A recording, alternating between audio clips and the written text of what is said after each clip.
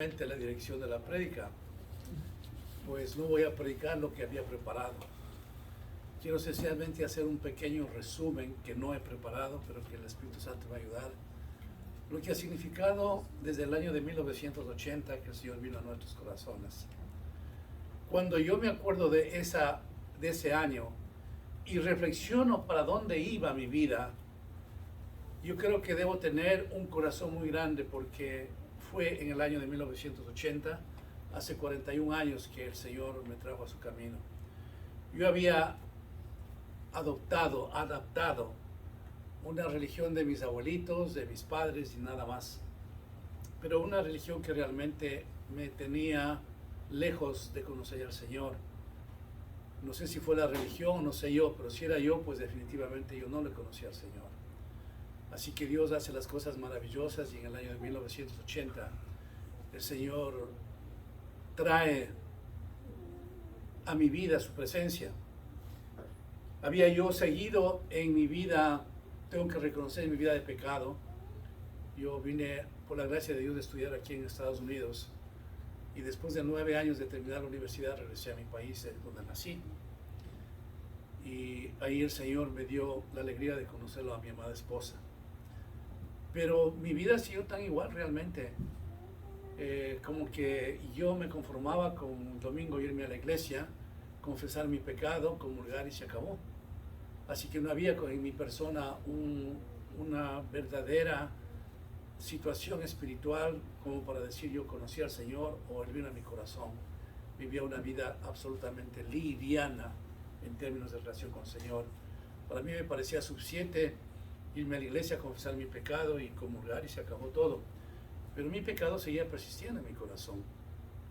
Recuerdo claramente cuando el Señor vino a mi corazón, me apareció un viernes. Mi esposa no sabía acordar mucho de las fechas y los acontecimientos, pero yo sí. Llegué yo un viernes, ya después de que el Señor me había convertido, a unas semanas antes, y mi esposa se sorprendió y me dice: ¿qué haces aquí un día viernes? Cuando se suponía que el viernes yo tenía que estar de farándula, de parranda, y se sorprende totalmente. Y yo le digo a mi esposa: yo estoy aquí en la casa porque ya Cristo me cambió. Y por supuesto que mi esposa no estaba convencida de ello, pero pasó un mes y me acuerdo claramente que mi amada esposa Silvita me dijo: yo quiero irme a la iglesia que tú estás yendo. Así que si ustedes le preguntan en alguna ocasión cómo usted, hermana Silvia, conoció al Señor, ella va a decir: por el testimonio de mi esposo, porque yo vi el cambio en él. Ella sabía cómo era yo, ella sabía la manera de pecado que vivía, y se dio cuenta cómo el Señor Jesucristo había hecho ese cambio total. Amados hermanos, ese cambio es profundo, el que nos hace diferentes en todos aspectos. El Señor nos hace mejores padres de familia, mejores esposos, mejores hijos, mejores ciudadanos. Eso es lo que es el Evangelio. Así que mi amada esposa se quedó sorprendida de cómo el Señor había cambiado totalmente mi vida, y me preguntó nuevamente, quiero repetir, yo quiero irme a una iglesia. Pero lo interesante, hermanos, es que el Señor así de rápido no me puso en una iglesia, sino que de la noche a la mañana Él me puso a predicarme, y me fui a una cárcel allá en Quito, Ecuador, una cárcel bastante complicada, bastante difícil. Yo sé que las cosas ahora están peor, pero una cárcel en Latinoamérica ha sido siempre muy compleja. Y empecé a predicar, hermanos, de la noche a la mañana, y los hermanos, las gentes en ese presidio, pensaban que era un pastor, y me preguntaban: ¿usted es pastor? Decía: no, realmente, pero ahora soy un hijo lavado por la sangre de Cristo. Y empecé a predicar, hermanos. Recuerdo una de las anécdotas, de las tantas que Dios me dio en la cárcel en Quito. El Señor, después de mi conversión, nos había regalado un vehículo nuevo. Mi familia se acuerda del Cóndor. Así es que llevé yo a la cárcel, manejando un día domingo, y al frente de la puerta yo dejo el carro. Mi esposa siempre me daba cositas para llevar a los presos. Recuerden que ustedes, los presos allí en nuestros países, no les dan uniformes como acá, y la atención que tienen. Gente que yo vi sin zapatos y todo. Y mi amada esposa me preparaba bolsas, fundas para llevar ropa a los presos. Entonces, mientras yo abría la parte de atrás, la cajuela que llamamos, por el apuro, sencillamente me olvidé de cerrar el carro y dejé el carro abierto con la llave ahí prendida. Era al frente del presidio. Bueno, yo seguía feliz predicando en la cárcel, y me dio medio día de salir y salgo, digo, mamá mía, el vehículo que tú me acabas de dar, Señor, posiblemente ya se robaron, porque dejé la llave ahí y no cerré el carro. Salgo yo, hermanos, y estaba flamante el carro, con las llaves ahí prendidas en el vehículo. Primer milagro que yo pude ver en el Señor, cómo me cuidó. En otra oportunidad, había como una cosa de 300 presos, yo estaba predicando, y recuerdo al lado de una piscina que ya no funcionaba, era un hueco, pero se acercaron bastantes confinados, y mientras yo predicaba, miraba a la parte de atrás y veía un preso que tenía en su brazo adornado así de un periódico, y venía así con su mano, y se acercaba y se acercaba y se acercaba. Al final de mi prédica yo siempre hacía un llamamiento a aceptar al Señor. Después de que acaba la predicación, él se acerca y dice, miren lo que está acá, era un puñal así. Si yo venía a traspasarle por su estómago, pero ¿sabe lo que pasó? Dice que cuando usted hizo el llamamiento para venir a Cristo, yo acepté a Jesús, y por eso no le mato. Digo, Señor, gracias te doy. Y así, hermanos, todos los domingos que yo me iba para predicar en esa cárcel, el Señor me cuidaba, y empecé a ver yo cientos de confinados que venían a los pies del Señor. Para mí, hermanos, fue una alegría inmensa cuando el Señor ya cambió mi vida, me hizo reconocer que era un pecador, que necesitaba de un Salvador, y que solamente Él podía cambiar mi vida. Y surge un personaje muy grande en mi vida, que fue mi amada esposa. Mis hijos, que ahora son hombres, mujeres, ellos eran muy niños, estoy hablando de 41 años atrás, y yo tenía que viajar, sea por mi trabajo y después por mi ministerio, y mi amada esposa se quedaba sola con los niños, cuidándoles por su escuela. Ella hacía las funciones de tutora en la escuela, de cuidarles, y abrimos inmediatamente en nuestra casa una célula de oración, donde yo predicaba cada viernes, o mi esposa, o invitábamos a alguien. Pero en mi ausencia, mi esposa manejaba todo eso. Así que, amados hermanos, la bendición grande de mi vida fue tener a mi esposa, que siempre me ayudó con el ministerio, fue mi bastón. Y yo me iba tranquila a mis viajes y regresaba en bendición. Nuestra célula en el Ecuador, en Quito, recuerdo claramente, hermanos, una noche que celebraban en Quito fiestas en la calle, la fundación de Quito, que es el 5 de diciembre, la gente salía a bailar, a beber, y era una Sodoma y Gomorra realmente. Y en nuestra casa Dios nos puso que debíamos hacer una vigilia. Así es que una noche, hermanos, en nuestra casa conté yo 152 personas que estuvimos, arriba y abajo. Era una fiesta tremenda, y fueron los jóvenes con sus instrumentos. Mis hijos todavía eran pequeños, pero yo sé que especialmente Mauricio, mi hijo, Sofía, se deben acordar de lo que ocurría. Y fue una fiesta tremenda. Los vecinos se daban cuenta de que nosotros estábamos en una fiesta cristiana, no una fiesta mundana. Todo esto generó en mí una bendición especial, y empecé a sentir yo un llamado al Señor, hasta que en el año de 1984 le digo al Señor, Señor, yo quiero servirte.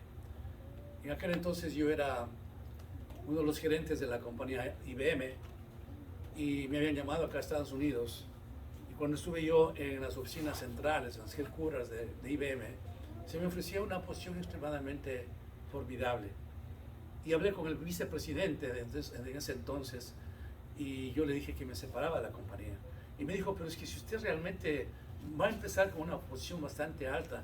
Le dije, mire, yo tengo un llamado del Señor, quiero que me comprenda, y no voy a renunciar a ese llamado de Dios, pero sí tengo que separarme de la compañía. Ahí arrancó mi ministerio, hermanos, siempre con esa ayuda tremenda del Señor, porque si el Señor no hubiera estado conmigo, imposible que hubiera caminado un paso. A medida que transcurría mi vida junto a mi esposa, veía en ella que más y más entusiasmo tenía por las cosas, mayor responsabilidad. Mis hijos iban creciendo en un ambiente de iglesia, un ambiente cristiano, y eso para mí me permitía tener una alegría maravillosa. Pero debo detenerme un momento aquí, hermanos, para no solamente poder decir las cosas maravillosas que uno tiene que pasar.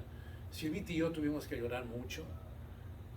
Pasamos por pruebas extremadamente duras, difíciles, y tantas cosas que tuvo que ocurrirnos, pero lo que yo siempre sentí era que el Señor nos daba una firmeza absoluta para continuar con el Señor. Si el Señor no está en el medio de nuestras vidas, es bastante difícil poder continuar en la carrera que nos dio el Señor. Y así el Señor iba promocionándome en función de responsabilidades, hasta que en 1989 el Señor abrió una beca en Jackson, Mississippi. Mis niños todavía eran pequeños y vinimos para Mississippi a un seminario.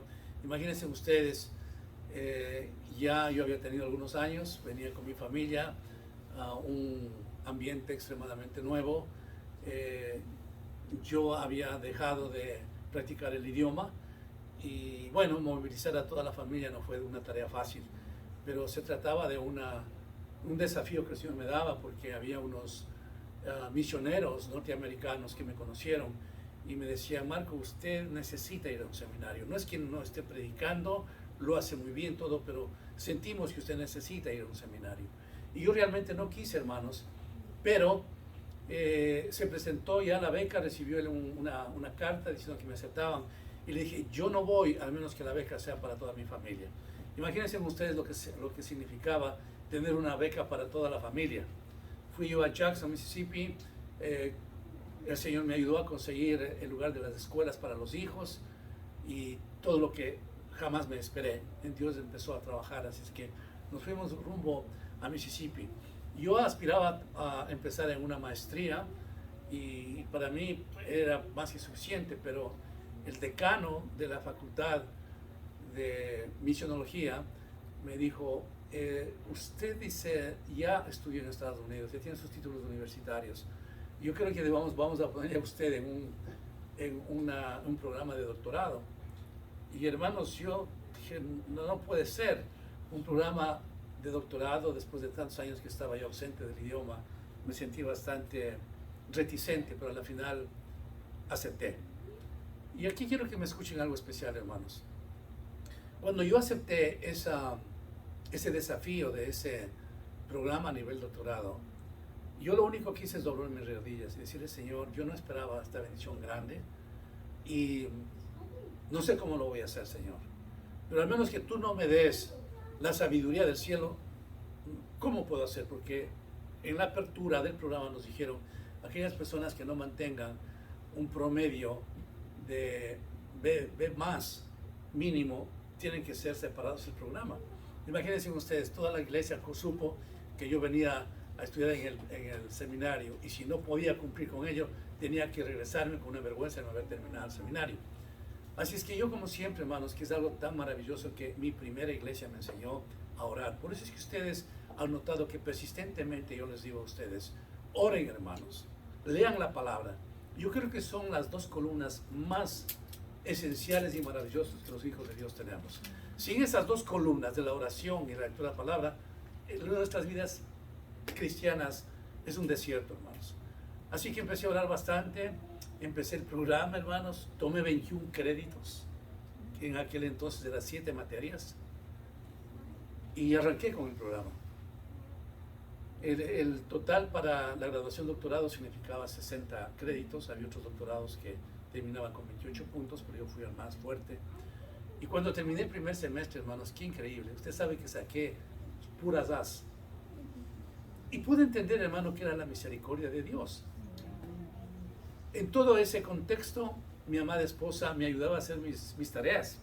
Yo no tenía computador, conseguimos una máquina de escribir y ella me ayudaba a hacer los famosos papers que se llama acá. Con todo cariño, mi amada esposa tenía que entender a los hijos, quedarse en la casa, y encima de eso pues me ayudaba a mí a tipear los papeles o los documentos que tenía que hacer para el seminario. En la misericordia del Señor, Dios hizo tantas cosas con mis hijos, que cuando llegamos al seminario, yo esperaba que se me dé en esa área un apartamento para vivir con los hijos. Pero resulta que me dijeron ya no hay. Y mientras tanto ya llegué con las maletas con mis hijos, las maletas con los hijos y todo y nada. Y yo estaba bastante afligido, digo, ¿y ahora qué? ¿Dónde voy a poner a mis hijos, a mi familia? En eso asoma yo lo llamo un ángel, un hermano, y me dice, mire, yo vivo de aquí, dice, a unos 25 minutos, vamos allá, debe haber apartamentos.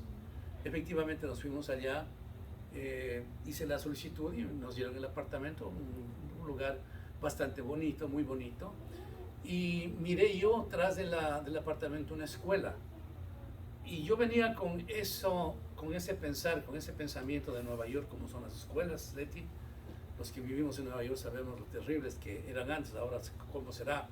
Y yo no quería realmente una escuela pública para mis hijos aquí en Estados Unidos, por lo que yo vi en Nueva York.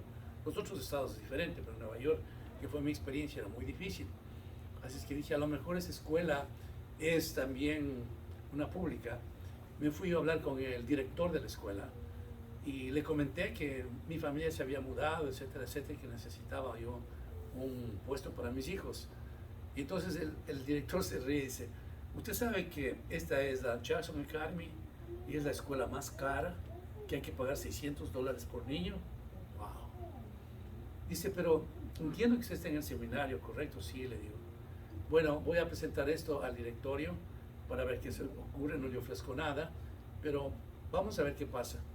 Sonó el teléfono un día y me llama el director, si quiero hablar con usted, como era al lado de la casa, me fui y me dice, el directorio ha conseguido para sus hijos, les da una beca. Así que yo me quedé, hermanos, pero de una forma tan agradecido al Señor. Y así ha pasado en nuestras vidas, de situaciones que no hemos visto con nuestros ojos lo que hubiéramos creído, pero el Señor nunca nos dejó, nunca nos desamparó. Y la bendición grande es que mis hijos, en la misericordia del Señor, pudieron desarrollar y pudieron también, hermanos, académicamente hablando, poder responder a la misericordia del Señor y de sus padres. Así que yo permanecí atento a la situación de mi hogar, atento a la situación de mi ministerio, pero siempre, hermanos, que una vez más quiero decirles, hermanos, la esencia de mi vida ministerial, la esencia de mi hogar, de todo el desarrollo, hermanos, nuevamente la oración, hermanos. Nuevamente, hermanos, la lectura de la palabra. A mí me enseñaron en la primera iglesia a leer este libro, la Biblia, una vez al año, que leamos al año la Biblia. Y así lo venía haciendo ya por mis últimos 41 años, hermanos. ¿Qué debemos entonces nosotros hacer en estos tiempos? Es, hermanos, seguir con la misericordia del Señor, seguir buscándole al Señor, agradeciéndole al Señor por el cónyuge que nos ha dado, por los hijos que nos ha dado. El otro día le decía a mi esposa, digo, ¿cómo la iglesia fue cuando yo estuve enfermo? Mis amados hermanos de Venezuela no están acá todavía, pero lo mío fue bastante serio. Y yo le decía a mi amada esposa, yo fui tan tocado que le dije a mi esposa, ese domingo cuando vine, venía mi hijo Mauricio por ese lado y se asaba los lentes y le vi llorando. Eso a mí me tocó tremendamente. Digo, he tenido el respaldo total de mis hijos. La congregación oró, hermanos amados, como ustedes no tienen idea. Yo sentí morirme. Hubo noches que yo miraba mi cama y decía, Señor, yo mañana no quiero ya despertarme. ¿Cuán grave habrá sido la situación mía de salud? Que cuando usted dice, yo no quiero mañana despertarme, es porque realmente usted está en una situación bastante álgida.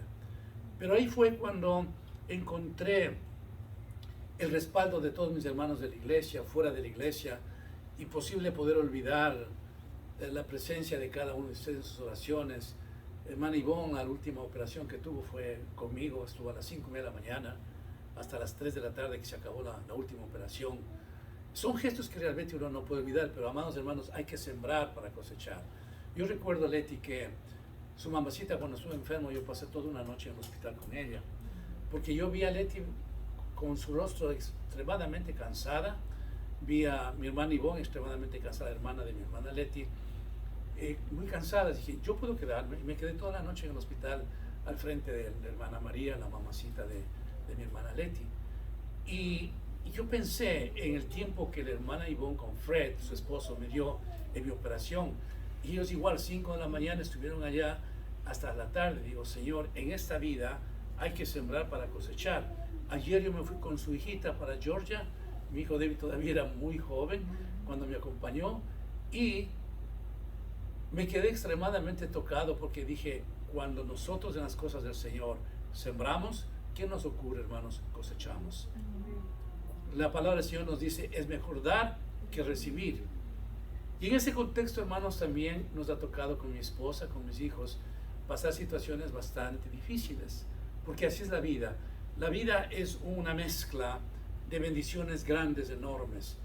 La vida es una mezcla de pruebas, de tribulaciones, de enfermedades, de situaciones financieras extremadamente difíciles, hermanos.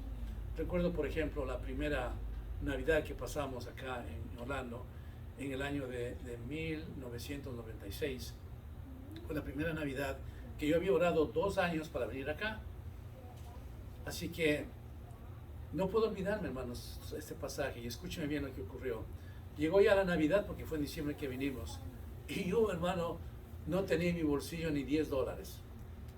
Y todos los años Dios ha sido tan bueno que en el país donde nacimos a mis hijos estaban todos los juguetes que ustedes lo pueden imaginarse. Y veníamos acá como turistas cada año a disfrutar lo que el Señor nos dio. Pero Dios quería medir realmente si es que nosotros podíamos seguir alabando ya al Señor cuando las finanzas estaban así ajustadas. Y recuerdo claramente, hermanos, aquella noche de Navidad yo no tenía nada para darle a mis hijos, ni siquiera para comprar una pizza por la cena. Y mi hijo Mauricio me dice, papi, hoy es Navidad.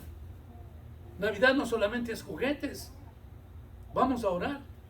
Y digo, wow, Mauricio me dice eso. Y nos arrodillamos. Y como él estaba en eso, yo le digo, Mauricio, por favor, tú ayúdanos en la oración, ora tú. Y fue una oración majestuosa, hermanos. Cuando ello pasó, recuerdo trajimos un carro, porque estábamos en Nueva York, nosotros, un vehículo que no tenía aire acondicionado, y era un calor tremendo después, hermanos, acá. Pero el Señor, en su misericordia, en su gracia, después de, no puedo con certeza decir semanas o meses, diría semanas tal vez, me fui a Honda. Y la operación de 2 carros me dieron inmediatamente y pudimos sacar 2 carros nuevos Honda. Esa es la vida en el Señor. A veces el Señor nos pone en la cima de las finanzas, hermanos. Nos da tantas cosas que decimos, wow, ¿cómo estamos financieramente? Estamos arriba. Hay otras veces que el Señor permite que nuestras finanzas estén en el suelo. Y no es que tenemos un Dios descuidado, sino que quiere medir nuestros corazones. Quiere saber realmente si nosotros llamamos al Señor por los panes y los peces. Quiere saber cuál es nuestra estatura espiritual. Quiere saber dónde está nuestro corazón. Hay ocasiones que gozamos de una salud increíble y hay otras ocasiones, hermanos, que estamos quebrantados en la salud.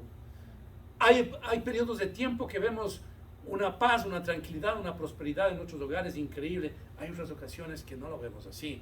Es decir, es esa mezcla, hermanos, de situaciones adversas que nos pasan en nuestras vidas, porque así quiere el Señor. ¿Y cuál es el propósito de todo eso? El propósito de todo eso, hermanos, es que el Señor quiere que nosotros crezcamos en el Evangelio. El Señor quiere que llamemos a Él, no porque nos da los panes o los peces, no porque estamos gozando de una salud extremadamente maravillosa, no porque vemos todo lo mejor en nuestros hijos, en nuestros cónyuges, no. El Señor quiere probarnos a nosotros si somos capaces, hermanos, de sortear una situación adversa, difícil, y no quedarnos, porque la palabra del Señor dice que el que retira su mano de su arado no es apto para el reino de los cielos. También nos dice el Señor que es necesario que pasemos por muchas pruebas y tribulaciones para entrar al reino de los cielos. Así es que yo quiero decirles, amados hermanos, especialmente ustedes jóvenes, no digo que nosotros seamos viejitos, pero hermana Sor y hermano Jesús, del hogar de mi hermano José, aún de mi hermano Luis y Senia, mi hermana Wanda igual, de que no se preocupe cuando las cosas no están funcionando como nosotros queremos. No se preocupe cuando usted no vea lo que anhela ver. Sea usted fiel al Señor. Manténgase en su camino. Y hay muchas ocasiones que en la vida ministerial yo he visto cosas formidables, maravillosas. Bien apuntaba nuestra hermana Abby el ministerio de la cárcel. Hermanos, yo cada año veía más de docenas de miles de almas salvadas. Es que es más de 12,000 almas por año. Y entonces el Señor me dio una cosecha increíble. Hay ocasiones que no me da lo que yo anhelaría, seguir viendo almas salvadas, no me da. Pero es un asunto no de que nosotros nos medimos ante el amor del Señor por los resultados, sino por lo que es Él. Cuando Él quiere, lo hace. Cuando Él no quiere, no lo hace. Lo importante es que nuestro corazón esté saturado de amor, esté saturado de gratitud. No haya en nosotros, hermanos, aquello de quejarnos, sino que sigamos. La vida es efímera. Los años pasan volando. 41 años que le conozco al Señor y parece ayer. En diciembre ya cumplo 77 años. Estoy quizás a punto de decir en breve el Señor me llevará. Pero lo lindo es haber dejado en nuestras vidas una historia preciosa para nuestros hijos, para la iglesia. Amigos y hermanos venezolanos, ustedes han sido para mí una bendición muy grande al haber llegado a esta iglesia. Los conozco realmente poco en comparación al resto de familias, pero quiero decir que han sido ustedes muy fieles. Han llenado el corazón de mi persona como pastor. Lamentablemente hemos vivido, desde que ustedes llegaron, un periodo de epidemia por este COVID que no me ha permitido estar más tiempo con ustedes en sus casas, etc. Yo he conocido las casas de cada uno de mis hermanos. Yo tenía estudios bíblicos. Recuerde usted a Leti en su casa cuando tuvimos los estudios bíblicos. Entonces, no he podido por ello. Pero quiero que sepan a mis amados hermanos de Venezuela que ustedes guardan un espacio muy grande en mi corazón y que los amo mucho. Ya pasará este COVID y estaremos entonces más cerca. Así que, hermanos, yo estoy esta mañana acá, en primer lugar, por la gracia de Dios, por la misericordia del Señor y porque ustedes vienen a la iglesia. Eso es lo único que a mí me mantiene, y hablar de mis hermanos que ya les conozco por décadas es un capítulo aparte. Hablar de Leti, hablar de Abby, hablar de mi hermana Wanda. Son personas que nos conocemos desde muchos años, pero eso no quiere decir que a los unos amo más y a los otros menos. Mis amados hermanos nuevamente de Venezuela, les amo con todo mi corazón, y espero que ustedes sigan siendo fieles al Señor, que ustedes sigan sembrando el Evangelio, que arden sus corazones ya cuando pase este COVID, decir: Señor, yo quiero ver esas sillas vacías, quiero verlos llenas de gente, para que me puedan decir en alguna ocasión: pastor, este lugar ya está muy pequeño, estamos ya con las 43 sillas que aquí estamos llenos, vamos a buscar otro lugar. Usted tiene mi apoyo, tiene mis oraciones y todo. Eso es lo que yo espero. Así es que, amados hermanos, hay mucho por qué agradecer al Señor. Concluyo diciéndoles esto, hermanos, de que cuando el Señor empieza la obra en nosotros, la termina, la perfecciona, la ubica, la bendice, la prospera, en tanto en cuanto puede haber en nosotros un corazón que deseamos buscarle al Señor. Cuando nosotros estamos, hermanos, orando diariamente, no pare usted el día siguiente y diga: no, ayer ya oré mucho. No, siga orando, siga leyendo la palabra, siga siendo fiel, clámele al Señor para que usted espiritualmente pueda crecer y sea de gran bendición. Escriba su libro en su corazón, qué es lo que quiere hacer, para que cuando el Señor le llame, pueda abrir el libro de su vida y le pueda decir: ven, buen siervo fiel, por lo mucho, por lo poco has sido fiel, por lo mucho te pondré. Entra al gozo de tu Señor. Yo creo que eso debe ser la característica más principal y la mejor que nosotros podemos tener. Oramos, hermanos. Inclinen sus rostros, por favor. Inclinen sus rostros. Padre bendito, te alabo, Señor, en esta mañana. Te bendigo, Señor. Te glorifico, Señor, por cada uno de tus hijos que están aquí presentes, Señor, los que están ausentes. Tú has sido y seguirás siendo el buen pastor de esta congregación de mi vida. Pero gracias por cada familia, Señor, que tú has mandado, y por aquellas familias que por una u otra razón ya no vienen a esta iglesia, que los bendigas. Gracias por todo lo que tú hiciste en mi vida, Señor. Y aunque yo no te conocía, Señor, Padre Santo, sino hace 41 años, tú sí me conocías a mí, porque tu palabra dice, Señor, que nos escogiste desde antes de la fundación del mundo y que nos apartaste desde el vientre de nuestras madres, Señor. Padre bendito de la gloria, gracias, Señor, por lo que tú seguirás haciendo en nuestras vidas. Gracias por cada familia aquí presente, Señor. Gracias, Padre, porque tu poder, tu gracia, todo lo que tú sabes necesitamos, tú continuarás dándonos, Padre Santo. Esta iglesia es tuya, la entregamos, Señor, porque es tuya, siempre pagas el arriendo y has provisto, Señor, de estos muebles, de estos equipos de música, el equipo de audio y esas preciosas familias que tú los tocaste en sus corazones para que vengan, Señor. Bendícenos, Padre Santo. Necesitamos de tu amor, de tu gracia, de tu misericordia. Todo esto te lo pido en el nombre de Jesús. Amén.